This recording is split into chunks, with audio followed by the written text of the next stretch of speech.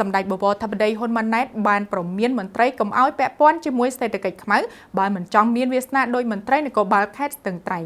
ការប្រមាននេះធ្វើឡើងក្នុងពិធីសម្ពោធដាក់ឲ្យប្រើប្រាស់ជាផ្លូវការនៅសមិទ្ធផលនានានៅខេត្តស្ទឹងត្រែងនៅព្រឹកថ្ងៃទី12ខែសីហាឆ្នាំ2026សម្ដេចបវរធិបតីហ៊ុនម៉ាណែតបានប្រមានមន្ត្រីកុំឲ្យពាក់ព័ន្ធជាមួយសេដ្ឋកិច្ចខ្មៅបើមិនចង់មានវាសនាដោយមន្ត្រីនគរបាលខេត្តស្ទឹងត្រែងការប្រមាននេះធ្វើឡើងក្នុងពិធីសម្ពោធដាក់ឲ្យប្រើប្រាស់ជាផ្លូវការនៅសមិទ្ធផលនានានៅខេត្តស្ទឹងត្រែងនៅព្រឹកថ្ងៃទី12ខែសីហាឆ្នាំ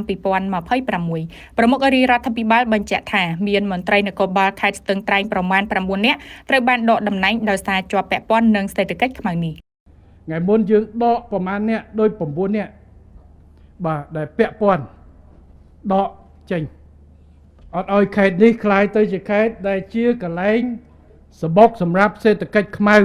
នោះទេសម្ដេចហ៊ុនម៉ាណែតបានបញ្ជាឲ្យអាជ្ញាធរមានសមត្ថកិច្ចរបស់ខេត្តស្ទឹងត្រែងទាំងអស់បន្តពង្រឹងការទប់ស្កាត់បទល្មើសនានាពាក់ព័ន្ធនឹងអក្រិតកម្មឆ្លងដែននិងគ្រឿងញៀនធ្វើយ៉ាងណាកុំឲ្យខេត្តជាប់ព្រំដែនឡើយមួយនេះពាក់ព័ន្ធជាមួយសេដ្ឋកិច្ចខ្មៅឲ្យសោះសម្ដេចបញ្យល់ថាការបង្កើតសេដ្ឋកិច្ចសទោះត្រូវប្រើពេលយូរបន្តិចប៉ុន្តែកម្ពុជាអាចរក្សាភាពស្អាតរហូតប៉ុន្តែបើជាប់ពាក់ព័ន្ធសេដ្ឋកិច្ចខ្មៅហើយពិបាកនឹងលាងជម្រះណាស់ដូច្នេះត្រូវទប់ស្កាត់ឲ្យបានសម្ដេចសង្កត់ធ្ងន់ថាបើមិនប្រុងប្រយ័ត្នទេខេត្តស្ទឹងត្រែងអាចនឹងក្លាយជាកន្លែងឆ្លងកាត់ដ៏ធំមួយសម្រាប់អក្រិតកម្មឆ្លងដែននិងគ្រឿងញៀនលោកបណ្ឌិតគីសេរីវត្តអ្នកជំនាញសេដ្ឋកិច្ចមួយរូបនៅរាជបណ្ឌិតសភាកម្ពុជាបញ្យល់ថាសេដ្ឋកិច្ចខ្មៅគឺសំដៅទៅលើសេដ្ឋកិច្ចទីផ្សារងងឹតឬហៅថាសេដ្ឋកិច្ចក្នុងអំពើខុសច្បាប់ជាដើមដូចជាលបែងអនឡាញ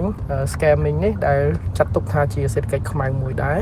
ក្នុងន័យដែលសម្ដេចនាយករដ្ឋមន្ត្រីលោកបានលើកឡើងនេះហើយទី2គឺតកតងជាមួយនឹងការជួញដូរនៅទំនិញខុសច្បាប់ជាច្រើនទៀតបាទដូចជាជួញដូរសពាវុធការជួញដូរនៅ